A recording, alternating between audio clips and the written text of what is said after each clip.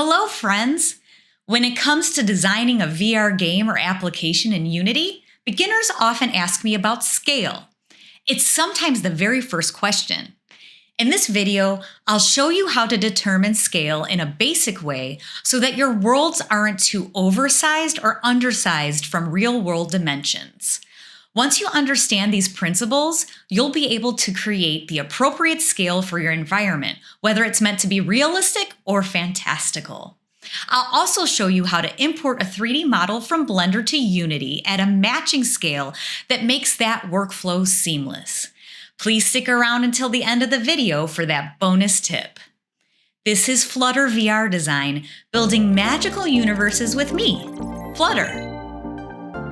In an earlier video, I talked about navigating the 3D space in Unity. If you're new to designing in 3D, go ahead and check that out here.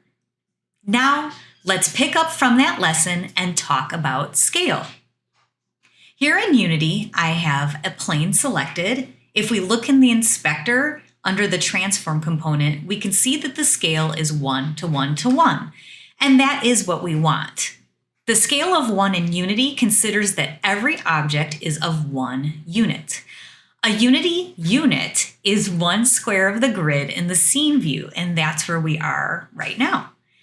If we right-click in the hierarchy, we can add in a cube.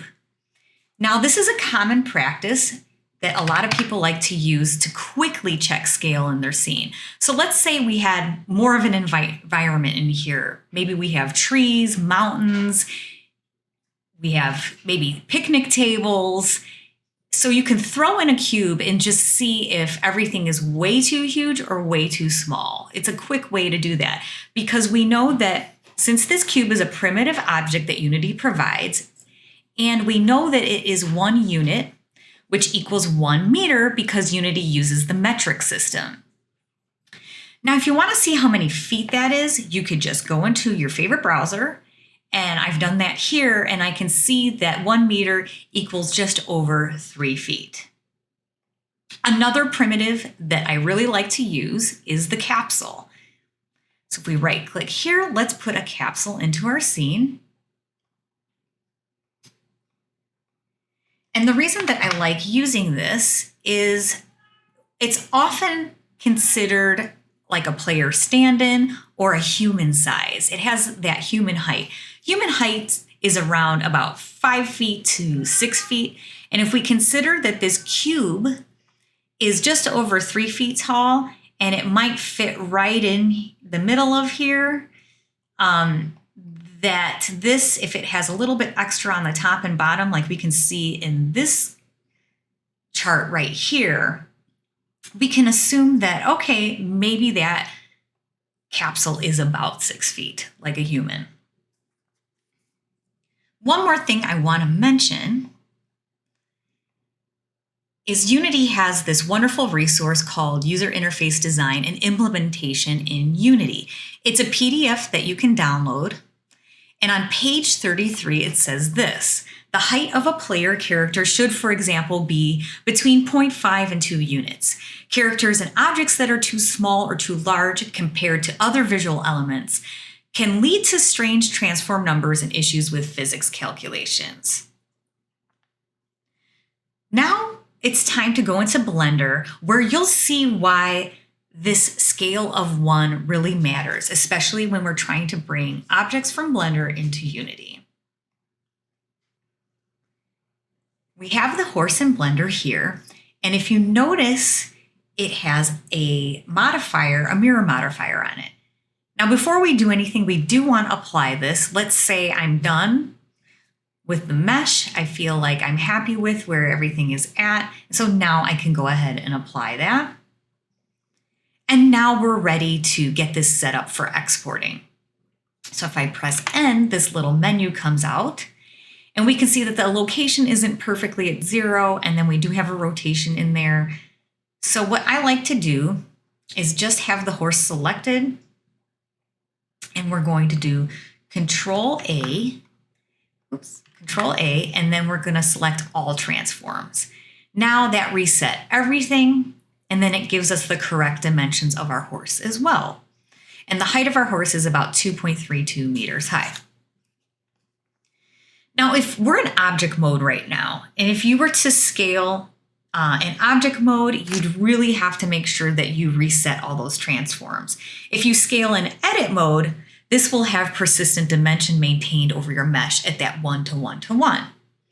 So this is why some people advise not scaling in object mode, but rather in edit mode. I think it just matters of where I'm at in the process. So I just know that I need to reset those transforms as a best practice. So wherever I'm at, I just make sure that it looks like this before I export. So let's go ahead and just export this right away. Export FBX. And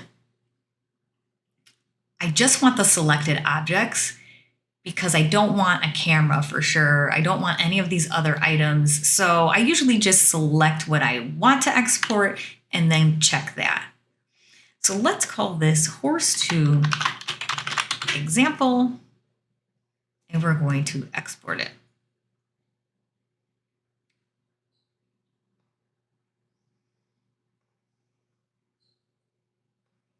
And then I bring it into Unity.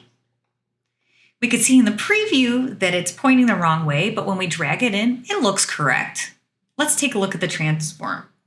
So in the inspector, the transform says that the scale is at 100, 100, 100. And remember, we want that 1 to 1 to 1. If I go to reset this, now I can't see the horse, and that's because now it's pretty tiny. And now it's also pointing the wrong way. It's pointing down. So how can we fix this? Let's go back into Blender. And the first thing that we want to do is we want to get that orientation correct. So I click on Tool here and click on Origins. So we can see that the Y-axis is pointing behind, and in Unity, it points up. But in this case, the Z is pointing up. So let's rotate that. So I click on the rotate and get the origin so the Y is pointing up. And to be really perfect, I type in 90 here. Then I uncheck origins. And I'm going to leave that rotation here because I want that. And then we're going to go export FBX. Now the scale says 1 here, but remember it came in at 100. How to make sure it comes in at 1 to 1 to 1 is you go under Apply Scalings and then check FBX All. So let's call this one Rotate. And then we can export it, go into Unity, take our rotated example. We can see that the preview, its orientation is correct. And when I drag it into the scene and I reset it, it's at that 1 to 1 to 1 and it looks correct. That is great. I'm going to hide this for now. Now, one thing I want to mention is, how do we know the real size of a horse? I did some research how to measure a horse height. This was really interesting because horses are traditionally measured in hands tall. If we look at this chart, it shows the hands tall from the feet up to the base of the neck, which is called the withers. So they don't consider the head as part of the height. So if we look at this small chart a little bit bigger, it has the meters, which is fantastic. And our horse in Blender was 2.32 meters. That's including the head. So it's a kind of bigger horse if we look at the meters here, but we can assume that it's pretty close to that real size because it's, with the head, it's 2.32, and here it's saying like 1.8. So let's go back into Unity and just look at this for a second.